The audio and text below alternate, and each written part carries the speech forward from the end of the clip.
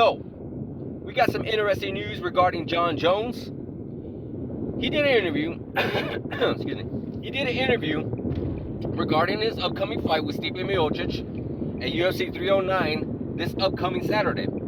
And he was asked a question regarding Tom Aspinall. And he pretty much said, not in so many words, that he feels Tom Aspinall has not done enough to get a fight from him. That he hasn't proven himself to get a fight with Jon Jones.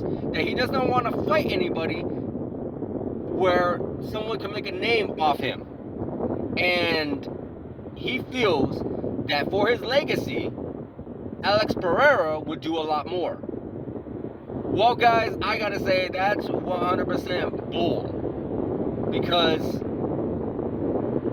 it's just very frustrating when you got your champion of the world, you got your pound for pound, possibly pound for pound number one, when you got your rank number one, when you got your, in many people's eyes, the GOAT refusing to fight the second best fighter in his now division.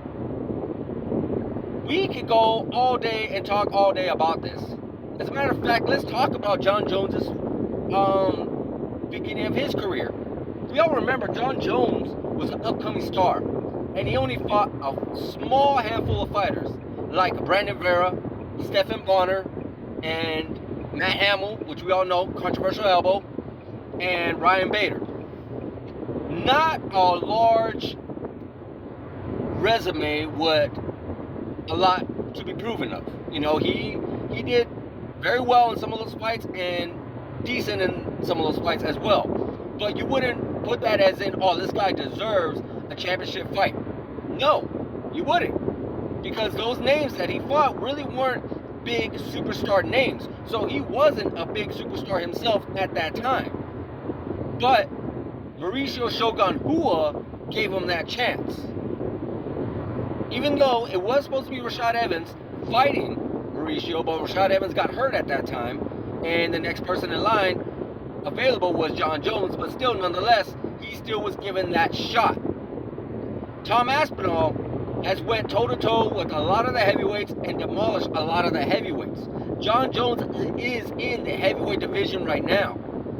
There really isn't no fighter outside of Tom Aspinall that deserves a shot within the heavyweight division. Tom Aspinall has fought Sergey Pavlovich. He's fought Curtis Blaydes a couple of times. You know, he has fought some of the guys, the top guys in the heavyweight division to earn the shot. And he has yet to go the distance at all. All of his fights end up being stoppages. And not to mention, he is the interim heavyweight champion of the world.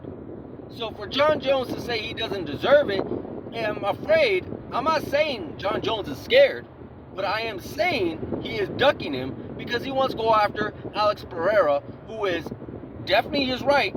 Alex Pereira is a great fighter, a big superstar right now, probably bigger than Tom Aspinall, and he has a big name and so forth, but we all know Alex Pereira is a kickboxer, uses a lot of power. Jon Jones' wrestling would just completely dominate Alex Pereira. So of course it makes sense that Jon Jones would want Alex Pereira over Tom Aspinall, who Tom Aspinall has been doing jiu-jitsu since he was a young boy, who has really good wrestling, who is really great striking power, and is young. Where Jon Jones was the youngest guy in the division of the light heavyweights when he fought Daniel Cormier, Rashad Evans, Rampage Jackson, Machida, Vitor Belfort, Chael Sonnen. He was younger than all these guys he fought. Now, the younger guy wants to fight him, who is very popular, who is very dangerous. And I know what other people are saying. Well, he fought younger fighters in his division, light heavyweight, like Thiago Santos, Dominic Reyes, Anthony Smith. Very true, but again, those guys weren't extremely dangerous. Those guys are actually not even proven. If you look at their list, they didn't really beat a whole lot of people. They were just next in line. And of course, Jon Jones said, yeah, absolutely, I'll fight these guys, because what what's the danger? There really wasn't any danger at that time. But now he sees the danger of Tom Aspinall. He sees the danger that he could potentially even lose, which is very frustrating when these guys don't want to lose or don't want to put themselves in a position to lose, because at the end of the day, that's what it's all about. You fight the best when you're at the best, when they're at their best, and you put it all on the line. And if you come out on top, guess what? You beat the very best. And here's another thing I gotta say, because a lot of people are saying this too. Oh, Jon Jones has always fought the best. Jon Jones has beat the who's who. Jon Jones has always won against everybody. Very true. 100% agreed. But that's the thing in fighting. That's the thing in sports in general. When you want to compete, you always go against the best. You never, ever, ever take a lesser fight or a lesser opponent or even a lesser team. You never heard Tom Brady say, hey, I won 5 Super Bowls, I deserve to go play a college team this Super Bowl. You don't hear the legendaries Michael Jordan, Kobe Bryant, even LeBron James, or all these other guys. You don't hear them when they go to the championships. Hey, I've already won multiple championships. I've got multiple records. I want to face this college or high school team now because I already proven that I'm the best, or my team's the best. No, they always went against the very second best. The second best that faced them in the championships. And that's what fighters always need to do. They always need to fight the second best. It doesn't matter if you are 10-0, 20-0, 30-0, 40-0, or 50-0. You always got to go against the best. If you are pound for pound number one, if you are ranked number one, if you are the champion of the world, you are the number one guy in the world, you got to face the number 2 guy. Always, at all times. It doesn't matter what you did prior to your career. If you don't want to face the number 2 guy or even the number 3 guy, then relinquish your belt. We'll take you off the pound for pound rankings. We'll take you off the division rankings. We will take you off even any rankings in general, just so you can go and face whoever you want to face. Because at one time or another, you had that dream of becoming champion of the world, of becoming the number 1 guy in the world, of becoming pound for pound number 1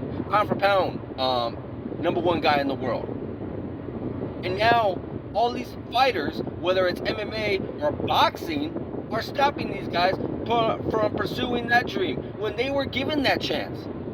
They were given chances to prove themselves that they can be number 1 by other fighters. So it's not the fighter's decision, and it's not the fighter's job to say, oh, I don't want to face that guy, I want to face that guy. No, imagine if all the fighters did that in the world, where they picked and choose whoever they want to face, whenever they want to face them. We would never have any competition. Of course not. Because the smart thing to do would be to fight the lesser opponent for the highest money. Yeah, it makes sense, but then there's no competition. Imagine if sports did that. Imagine if the time when the Patriots were at the best, or even right now the Chiefs were at the best, and all they did was face these lower ranked college teams. That's not competition. That's not sportsmanship. What's the point of watching it at that time if we already know the outcome? We want to see 2 guys who we do not know who exactly is going to win. We do not know. That's what we want to see. We don't want to see because you felt like you did so much in your career that you deserve to take it easy now, but still remain pound for pound number 1, but still remain number 1, but still remain champion. No, it should never ever work that way in any kind of sports in general. That's what I feel. So is Jon Jones ducking Tom Aspinall? 100% yes, he is. Should he fight Tom Aspinall? 100% yes, he should. Do I even want to see him fight Alex Pereira? Absolutely. But he has other business to attend to first after Stipe Miocic. And of course, we'll get into that. But Jon Jones needs to go against Tom Aspinall if he wants to stay unretired in the UFC and still wants to be number 1. He still wants to be champion, still wants to be considered the best of all time. He needs to face Tom Aspinall, who is the number 2 man in the world in his division. Bottom line. Like, subscribe, hit that notification button, and I'll see you guys in the next video.